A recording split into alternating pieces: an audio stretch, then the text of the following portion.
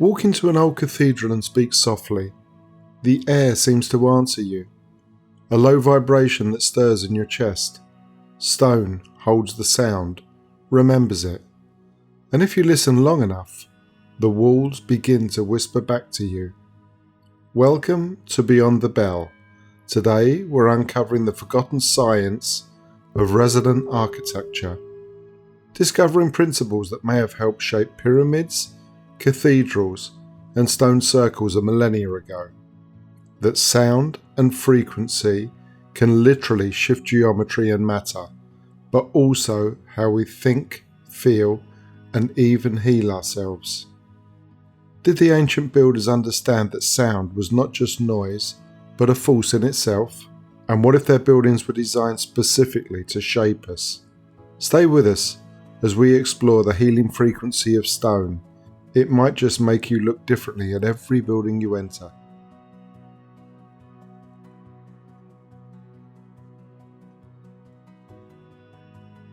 Inside Malta's Saflieni Hypogeum, researchers found the internal chamber naturally amplifies frequencies between 95 and 120 Hz. A human voice in that range can make the walls vibrate, not loudly, but deeply. Deep enough for you to literally feel it through your bone and blood. This resonance aligns with the frequency of the human body itself. Visitors describe an altered perception, time stretching, thought dissolving into sound. It's not imagination. Brain scans show that 110 Hz quietens the language center of the brain, inducing a trance-like state. Long before modern cathedrals, someone carved this chamber specifically from the limestone itself to harness that specific vibration, the first Resonant Sanctuary. And that's not a coincidence. Most megalithic sites, from France's dolmens to Ireland's carved tombs, they all hum with the same frequency range, influencing brainwaves towards stillness and calm. The modern equivalent would be what sound therapy does for stress reduction. Stones don't just reflect sound, they remember. Sound doesn't just fade away here. It lingers, questions then responds, like memory in stone. Let's take a look at Rosslyn Chapel in Scotland. Built in the 1400s, its carved columns share patterns almost identical to musical waveforms. When music is played inside, the chapel literally resonates. Harmonic feedback between architecture and sound. Visitors experience it physically, a warmth in their chest, a subtle pressure behind the eyes, the feeling of being part of a living instrument.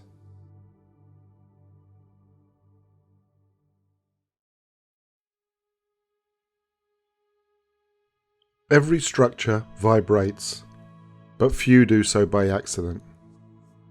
The ancients purposely used geometry to control sound. Domes, vaults and spirals don't just carry a voice, they transform it. Stand beneath a Gothic archway and you're standing inside an equation, a formula that turns the air into harmony. Every culture used its own frequency scale. Egypt tuned its temples to a low droning resonance. The Greeks used precise ratios for their theatre acoustics. India tuned their temple corridors with the natural pitch of the human voice. The concept was simple, to build spaces that answered back, in effect, making you feel spiritually connected. Something we've lost today.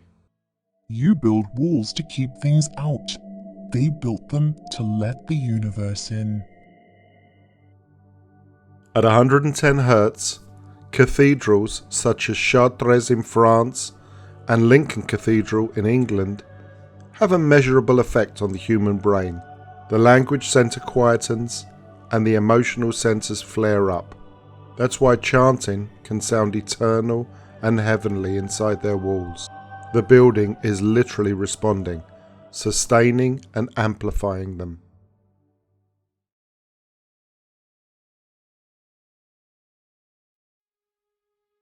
Sound is movement. Sound wave frequency shaping the matter frequency. Cymatics show this vibration can bring chaos to order and order to chaos. Grains of sand form mandalas, water blooming into geometric shapes. Change the frequency and the shapes will change. Sound frequency becomes a visible frequency. Granite and quartz that were commonly used in the ancient and sacred architecture are known as piezoelectric materials, meaning they convert vibration into electricity. When chanting or drumming meets their walls, the energy doesn't just echo, it builds and flows. Some temples were even built on top of quartz seams or magnetic fault lines, actually magnifying this frequency like modern speakers. Even the earth has its own frequency. Called the Schumann resonance, it hums at 7.83 Hz, the background song of our planet.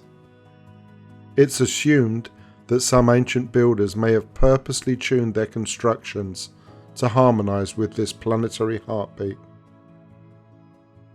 You humans think you discovered electricity, but really you only rediscovered the hum.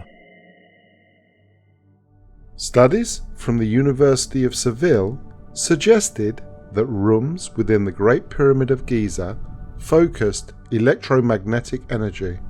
At specific frequencies, the king's chamber acts like a giant resonator, amplifying sound waves at a frequency linked to calming the mind and even DNA repair, as modern Cymatics studies suggest. It may sound like science fiction, but to the ancients, it was sacred engineering.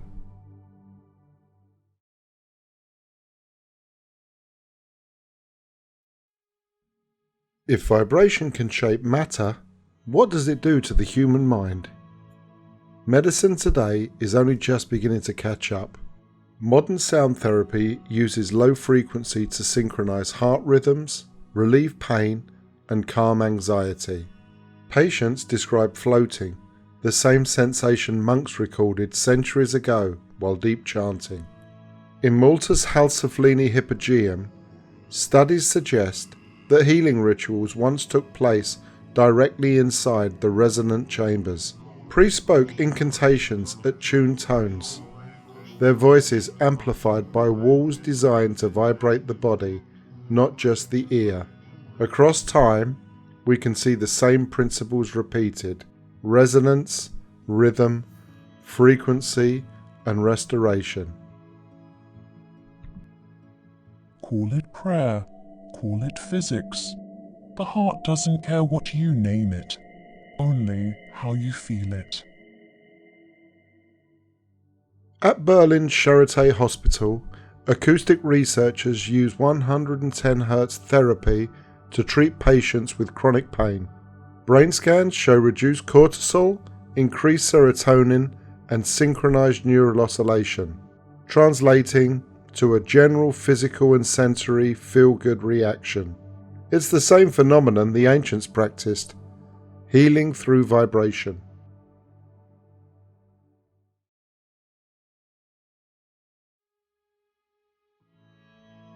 Not everyone resonates with the idea of harmony in stone.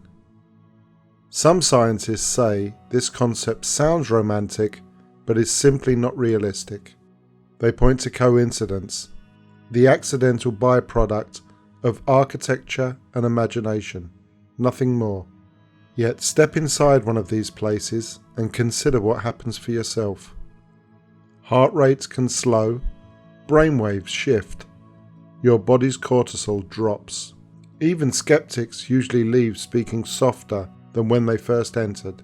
Their scientific instruments confirm what faith claims, that sound can reshape the state of mind. Perhaps that's why visitors from all backgrounds describe the same calming feeling. a quiet stillness that the logic mind struggles to explain. It doesn't matter whether the cause is geometry, frequency, memory, or a combination. The result is always the same: a quieting of thought, a tuning of emotion, a calming of the senses. The ancients certainly didn't need formulas to understand resonance and frequency.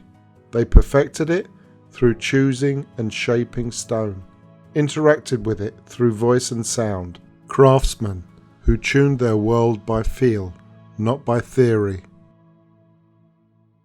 Skepticism is just faith wearing a lab coat, still searching for proof of what it already feels.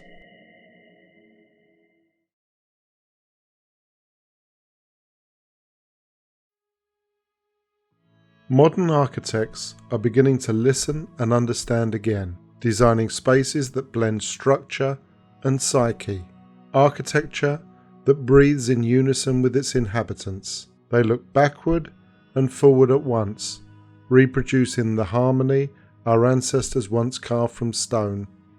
Our modern cities hum with mechanical frequency, neon lights, data centers, engines and car horns.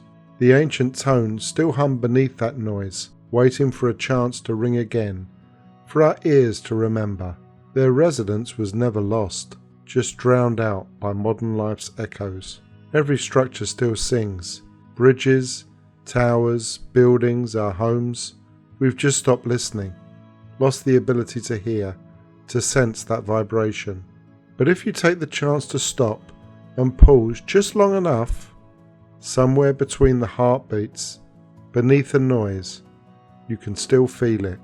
The earth hums, and the stones answer. The song continues. This video took a lot of time and research to put together, so if you enjoyed it, please consider liking, subscribing, and sharing. It really helps the channel grow and allows us to bring more content like this your way. Thank you for watching, and I'll see you in the next episode.